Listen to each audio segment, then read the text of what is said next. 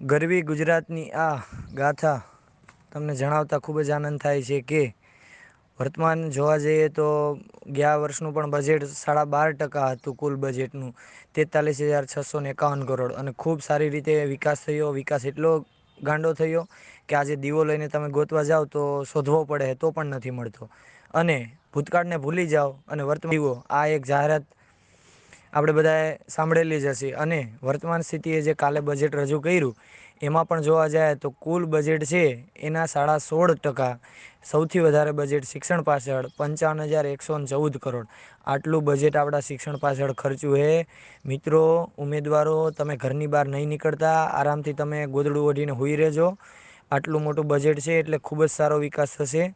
ખૂબ જ સારો વિકાસ થશે. એટલો વિકાસ થશે કે બાળકો નિશાળે આવશે, મધ્યાહન ખાશે, ચલાવવા માટે સાયકલો આપશે, રમવા માટે ખેલકૂદના સાધનો આપશે. કેમ કે બાળક છે એ ખાવાને રમવા જ આવે છે નિશાળે, ભણવા તો આવતું નથી. સરકારની વાત કરીએ તો 162 માધ્યમિક શાળાઓ બનાવવાની છે નવી, પરંતુ ભરતી તો કરવાની જ નથી. એટલે તમે હજુ આરામથી સૂઈ રહેજો. નવા 16,000 જેટલા છે એ 15,000 જેટલા છે ઓરડા બનાવવામાં આવશે. 15,000 શિક્ષકોની ભરતી તો આવવાની જ નથી એટલે હજુ પણ આરામથી સૂઈ લેજો. 2 લાખ જેટલા કમ્પ્યુટર આપવામાં આવશે. સારી એવી લેબ બનાવવામાં આવશે, પરંતુ કમ્પ્યુટરના શિક્ષક જ નથી ભરવા.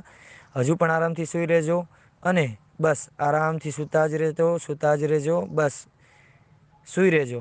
એટલા માટે ભરતી આવી જશે હો. અંદરનો તમારો જો જીવડો જાગે ને, તમારી વાહે આગ લાગે ને, એમ લાગે કે હવે વાહે રેલો આવ્યો તો જાગજો. બાકી સૂતા રહેશો તો આવા બજેટો દર વર્ષે રજૂ થશે ને એની બજેટ પાછા ફરીને ત્યાં એની મંત્રીમંડળ પાસે પહોંચશે. હજુ સમય છે જાગવાનો, જાગી જાઓ, નહીં તો ઊંઘી જશો તો પતી ગયું.